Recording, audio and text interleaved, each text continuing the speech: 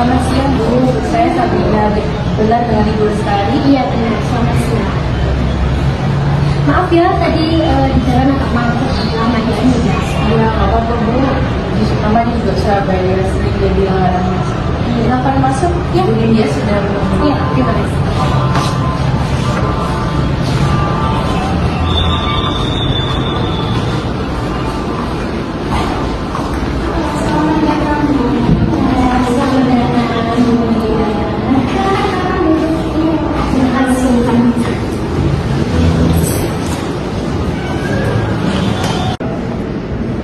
Jadi Bu Lestari, dari laporan yang kemarin Anda sampaikan bahwa ada persoalan terkait keputusan Wali Surabaya yang menjatuhkan hukuman disiplin berupa penundaan yang terjadi secara berkala selama 1 tahun. Hari ini kita bicara terlebih dahulu di daerah Desa. Sudah, ini dokumennya. Ini saya ada 2 dan 1 surat penangkapan saya sama yang menjatuhkan hukuman disiplin.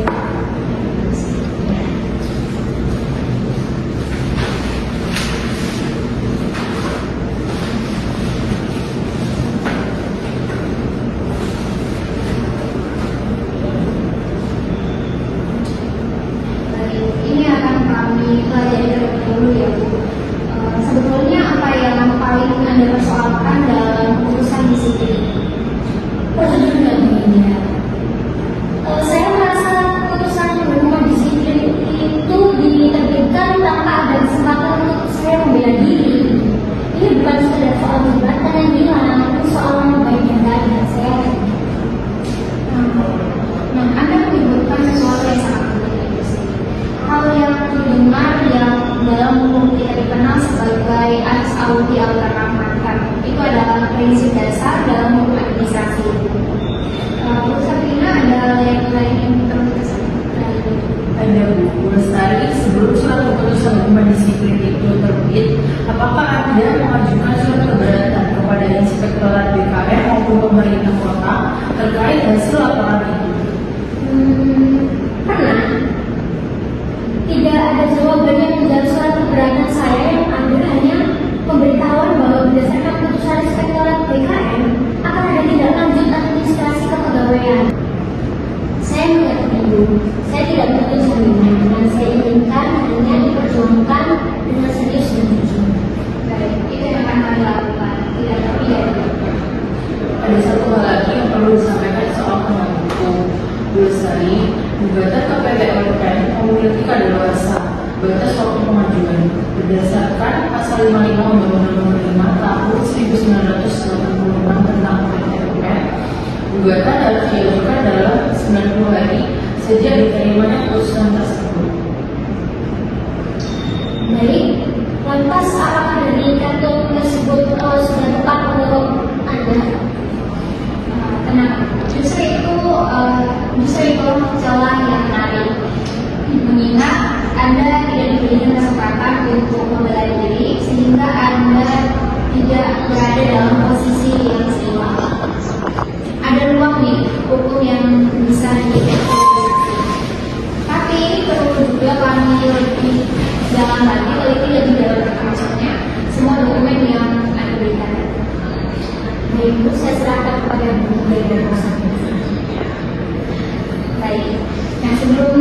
masuk ke formalitas pemberian kuasa, ada satu hal lagi yang praktis yang perlu kita bicarakan lebih dahulu. Saya ingin silakan. Baik Bu Lestari, ini adalah rekap atau daftar honorar hidup kantor kami. Saya bacakan sekaligus ya agar lebih jelas. Waduh, sebenarnya honor ya ini saya. Silakan.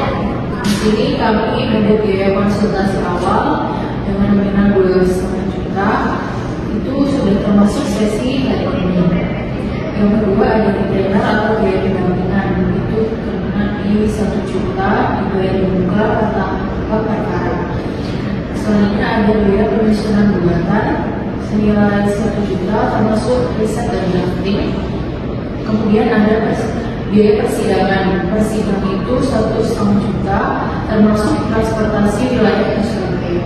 Kemudian ada banding.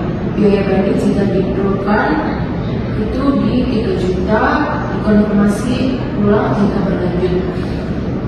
Selanjutnya ada biaya kasasi jika diperlukan seharga 6 juta, konfirmasi ulang jika berlanjut. Selanjutnya ada success fee senilai 50 juta. Itu disepakati di awal, dibayar sepenuhnya. Jadi secara garis besar Bu, honorar hidup kami terbagi menjadi beberapa komponen. Ada biaya retainer yang dibayarkan di awal sebagai pengikat kerja sama biaya persidangan yang dihitung persidangan. Dan opsional ada success fee yang hanya dibayarkan jika apabila kebutuhan masih.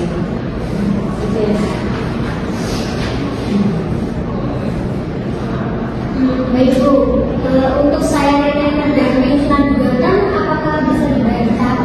Tentu saja bisa. Kami cukup fleksibel untuk pembayaran apakah selama ada komitmen yang jelas di awal. Biasanya kami bagi 2 tahap. Sebagian saat penandatangan kuasa dan sisanya sebelum gugatan didaftarkan ke Nah, lebih membantu lah kalau soal sukses fee, bagaimana perhitungannya? sukses fee itu disepakati secara terpisah di awal. Biasanya dalam bentuk persentase atau nominal tetap, tergantung hasil negosiasi yang kita tergantung dari negosiasi kita berdua. Dan ini sifatnya benar-benar opsional. Kalau Anda tidak berkenan, kita bisa tanpa sukses fee dan cukup dengan paket biaya kita saja. Saya rasa itu masuk akal. Saya setuju dengan skema pembayaran bertahap. Untuk nominal detailnya, apakah bisa kita konfirmasi lebih lanjut setelah hari ini? Tentu saja bisa. Kami akan kirimkan surat perjanjian perjanjian secara terpisah yang bisa Anda pelajari terlebih dahulu. Tidak ada yang perlu diputuskan berdasarkan aturan ini untuk soal nominal. Ibu, terima kasih sudah transparan dari awal. Itu yang boleh saya dengar. Transparansi itu hal yang tidak bisa ditawar. Kami tidak ingin ada yang tidak jelas di antara kita. Nah, sekarang kita lanjut ke formalitas utama, yaitu penandatanganan surat kuasa khusus. Dan saya ingin menunjukkan berkas-berkas kantor kami.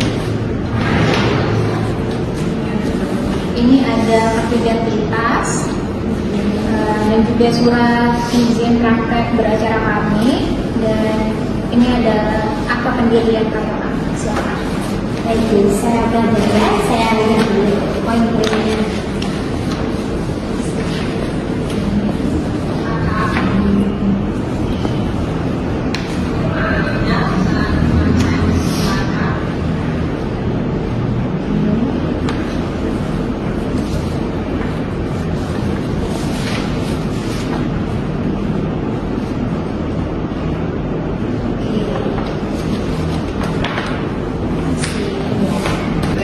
Ada surat kuasa khusus yang sebelum Ibu menandatangani, saya bacakan isinya terlebih dahulu ya, agar tidak ada yang terlewat.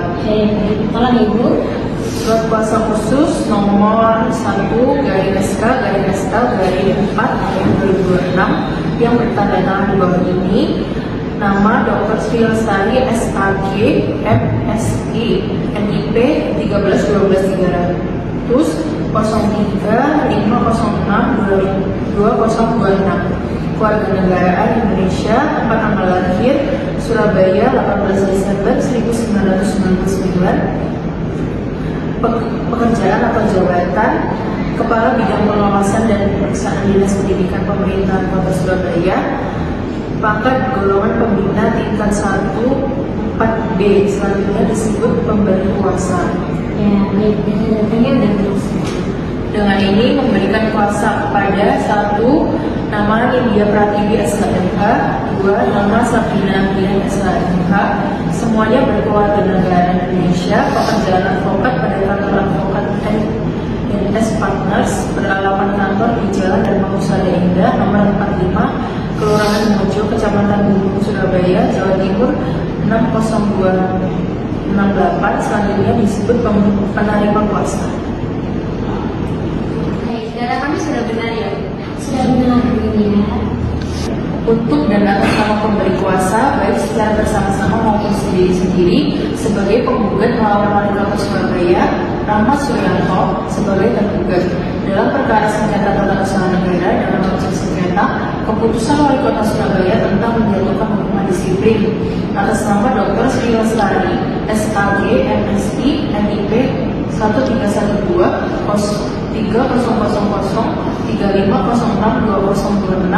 berdasarkan putusan Wali Kota yang ada di Salinan.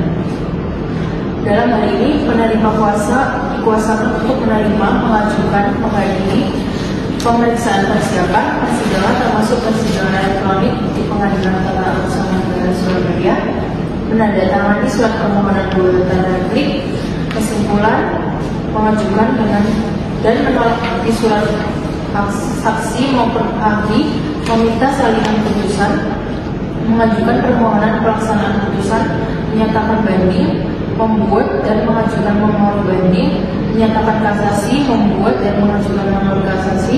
Kuasa ini diberikan dengan hak substitusi baik sebagian maupun seluruhnya.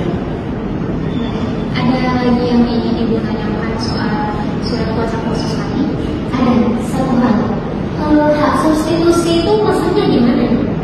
Hak substitusi itu artinya kami selaku penerima kuasa diberikan wewenang untuk melimpahkan kuasa ini kepada advokat lain, sebagian dan atau seluruhnya. Bila situasinya memang memerlukan itu, misalnya jadwal sidang itu bersamaan dengan agenda lain yang tidak bisa ditinggalkan, maka kami bisa menunjuk advokat lain untuk hadir mewakili. Tapi kendali perkara tetap ada di tangan kami sepenuhnya. Begitu ya, saya mengerti. Kalau tidak ada masalah situ. Mungkin ada lagi yang ingin ditanyakan, Bu Sari? Tidak ada. Kalau saya sudah memahami semuanya dan setuju dengan isi. Baik, silakan Bu tanda tangani. Oke. Di sebelah sini? Iya, sebelah sini.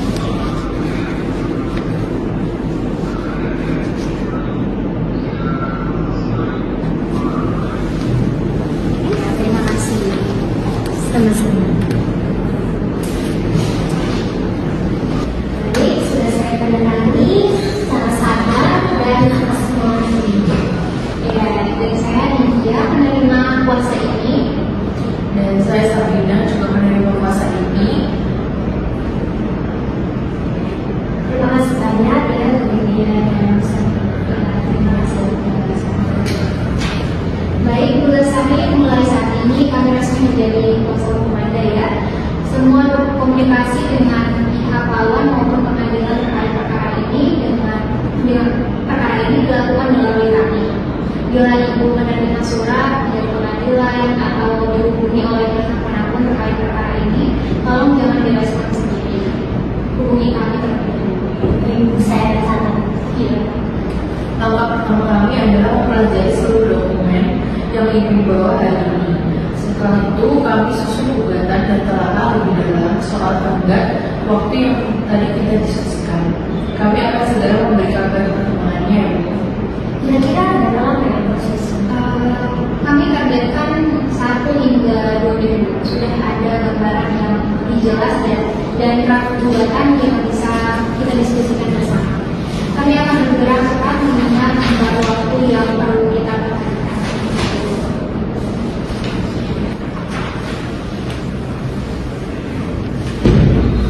Terima kasih Bu Indah, terima kasih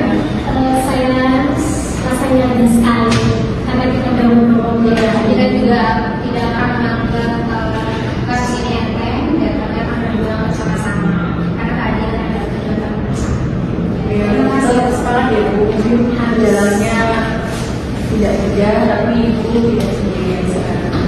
Terima kasih. Saya sendiri dan tidak bicara. Terima kasih.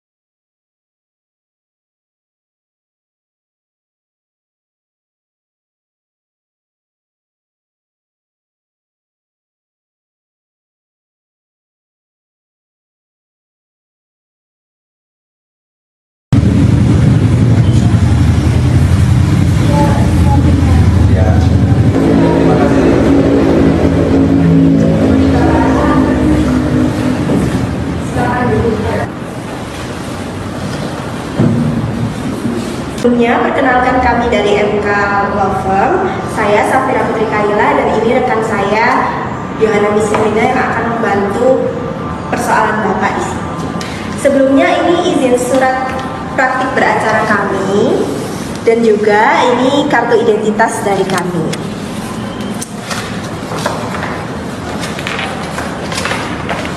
Lalu ini ada akta pendirian kantor firma kami. Boleh Bapak cek terlebih dahulu. Terima kasih.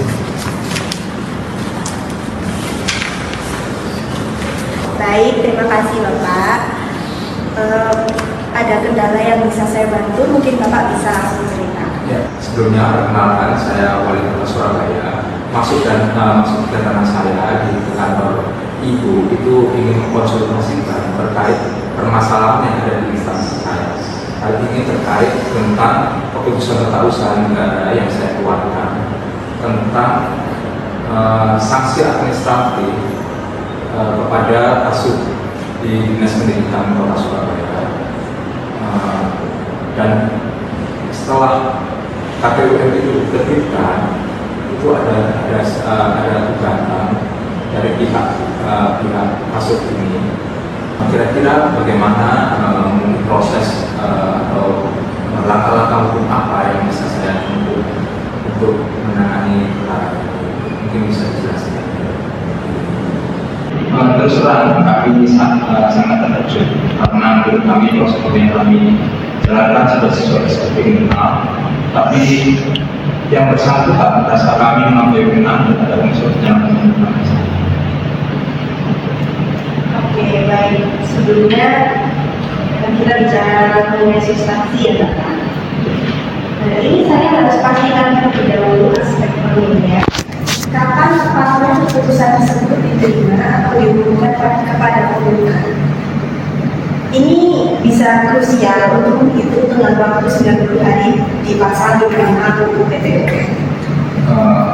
Saya jelaskan Ibu, surat itu dikirim pada tanggal 1 April 2020. Oke Bapak, dari sisi tenggang waktu sepertinya ini masih masuk ya Bapak.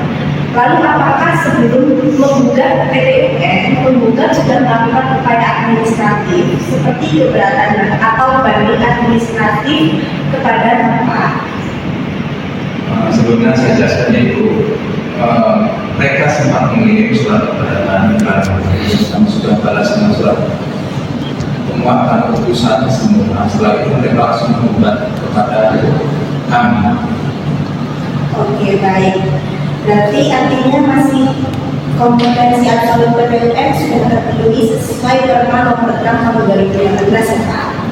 Kita tidak bisa lagi mengelak di bagian itu. Sekarang kita masuk ke alasan gugatan berikut. Mungkin ada yang mau ditambahkan dari rekan saya? Baik Bapak, ini kan di dalam gugatan penggugat mendalilkan bahwa Bapak melanggar asas kecermatan dan asas keterbukaan, dan mereka merasa tidak diberi hak untuk membela diri sebelum keputusan dikeluarkan. Maka menurut Bapak bagaimana faktanya di lapangan? sebenarnya kami sudah memanggil kami untuk klarifikasi itu, tapi mereka hanya datang sekali dan tidak membawa dokumen itu. Karena dalam waktu evaluasi kami ambil tadi, kami menemukan dokumen tersebut sesuai data yang ada kami. Demikian. Lalu apakah Bapak memiliki bukti fisik pemanggilan tersebut seperti daftar hadir atau notulensi rapat klarifikasi? Untuk bukti dan data, kebetulan saya ada KTUN dan kemudian ada dokumen-dokumen pendukung lainnya, termasuk surat keterangan administratif yang telah dilakukan oleh inspektorat internal kami. Ini bisa dipelajari nanti. Ini saya sampaikan. Baik, terima kasih Bapak. Baik Bapak, ini sudah sangat lengkap dan penting ya Pak, karena di PTN ini bukan pembuktian itu ada pada pihak kita untuk membuktikan bahwa KTM tersebut sudah sesuai dengan asas-asas umum pemerintahan yang baik. Jadi saya butuh dokumen-dokumen ini untuk penetapan pendahuluan. Lalu bagaimana dengan konten yang telah kita salah menggunakan aturan? Mereka pakai dasar hukum lama, sementara kami pakai peraturan pemerintah yang baru. Nah itu poin dari kita ya Pak, kita akan menggunakan asas posterior derogatory priori, aturan baru yang mengesampingkan aturan lama. Jadi saya akan memasukkan ini ke dalam bagian eksepsi atau setidaknya di pokok perkara untuk menunjukkan bahwa tindakan Bapak adalah perintah undang-undang. Baik, untuk persidangan nanti, selain bukti surat, saya sarankan kita menghadirkan saksi ahli. Mengingat ini sengketa hukum teknis, kita butuh ahli hukum administrasi negara untuk menjelaskan bahwa diskresi yang Bapak ambil itu sah secara hukum. Untuk saksi, apakah perlu saksi dari internal juga? Misalkan staf kami yang menanti saksi. Tentu perlu Bapak, kita butuh satu saksi fakta yang mengetahui kronologi penerbitan surat tersebut. Orang yang memastikan bahwa prosedur cek dan balance sudah berjalan dengan baik. Kira-kira siapa yang paling paham mengenai hal tersebut? Untuk hal tersebut ada kepala bidang hukum dan staf dan saya akan mereka itu dari presiden. Baik, kalau begitu. Hakim di PTUN itu nanti aktif ya Bapak, jadi hakim itu bisa meminta bukti apapun meski tidak diajukan para pihak. Jadi tolong jangan ada dokumen yang disembunyikan dari saya, karena kepercayaan itu penting sekecil apapun itu. Kalau ada jalan prosedur sedikit saja, itu bisa jadi celah bagi hakim untuk membatalkan KTP tersebut. Jadi jujur saja Ibu, kalau keputusan dibatalkan, dampaknya besar bagi instansi yang bersangkutan. Apa perlu kita menang? Untuk secara objektifnya, posisi kita itu cukup kuat selama bukti administratif, yaitu surat bulat dan pemanggilan itu lengkap ya Pak.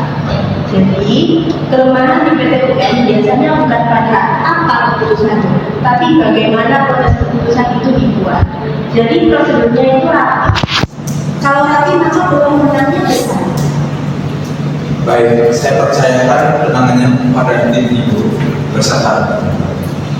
Baik, langkah selanjutnya saya akan menyusun jawaban tergugat. Saya butuh salinan seluruh berkas dari proses pendaftaran hingga terbitnya SK tersebut paling lambat selesai.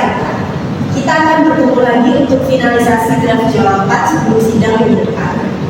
Baik, besok setelah saya akan kirimkan semuanya. Mungkin dari saya cukup itu saja. Terima kasih atas bantuannya Ibu. Saya percayakan atas Ibu dan Terima kasih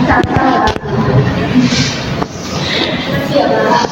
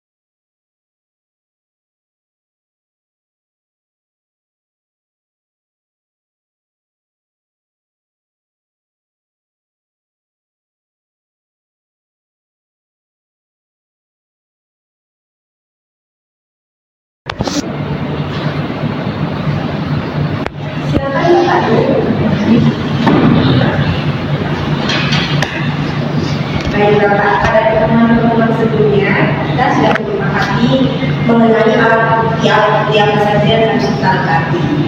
Dan kita telah menyepakati mengenai honor dan suksesfi bahwa Bapak telah menyetujui segala bentuk honor dan bukti tersebut. Kemudian pada pertemuan ini kita melangsungkan penandatanganan surat kuasa untuk mewakili Bapak dalam perkara persidangan di PT UN. Sebelumnya bisa dibacakan terlebih dahulu surat kuasanya. Dulu saya bacakan ya. Ini surat kuasa khusus nomor 82 dari S.A. dari WHO dari Indonesia dari 2026 yang bertanda di bawah ini dengan nama Rahman Suryanto, warga negara Indonesia, dan warga Surabaya. Selanjutnya disebut sebagai memberi kuasa untuk pemohon. Dalam hal ini memberi komisi hukum dan kekuasaan yang akan disebut di bawah ini dengan itu memberikan kuasa kepada Safira Putri Kayala, SHMHMKN, lalu dengan yang selanjutnya SHMHMKN. Keduanya adalah advokat atau konsultan hukum pada kantor hukum WHO yang berkewarganegaraan Indonesia, bertugas secara bersama-sama maupun sendiri-sendiri. Memberi kuasa khusus untuk dan atas nama pemberi kuasa mewakili serta membela kepentingan hukum memberi kuasa sebagai tergugat dalam perkara gugatan tata usaha negara melawan gugatan dari penggugat yaitu Dr. Sri Lestari SAG MSI di Pengadilan Tata Usaha Negara Surabaya yang berkaitan dengan objek sengketa berupa keputusan Wali Kota Surabaya tentang pengangkatan pegawai negeri sipil serta keputusan Wali Kota Surabaya tentang penjadwalan hubungan disiplin berupa penundaan kenaikan gaji berkala selama 1 tahun. Untuk itu, penerima kuasa diberi wewenang untuk menghadiri Pengadilan Tata Usaha Negara Surabaya menghadiri pemeriksaan persiapan dan persidangan, termasuk persidangan secara elektronik, menyusun dan mengajukan jawaban, eksepsi, publik serta kesimpulan, mengajukan atau menolak alat bukti surat, saksi, dan ahli, meminta salinan putusan, lalu putusan selah serta penetapan, mengajukan permohonan pelaksanaan putusan, menyatakan banding, serta mengajukan memori atau kontra memori banding, menyatakan kasasi, serta mengajukan memori atau kontra memori kasasi, mengajukan peninjauan kembali, serta melakukan segala tindakan hukum lain yang dianggap perlu dan berkenan bagi kepentingan pemberi kuasa sesuai dengan ketentuan peraturan perundang-undangan. Demikian surat kuasa ini dibuat dan sebenarnya untuk dipergunakan sebagaimana mestinya.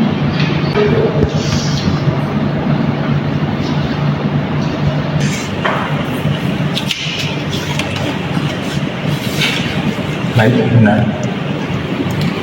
Baik, silakan Bapak tanda tangani di sebelah sini.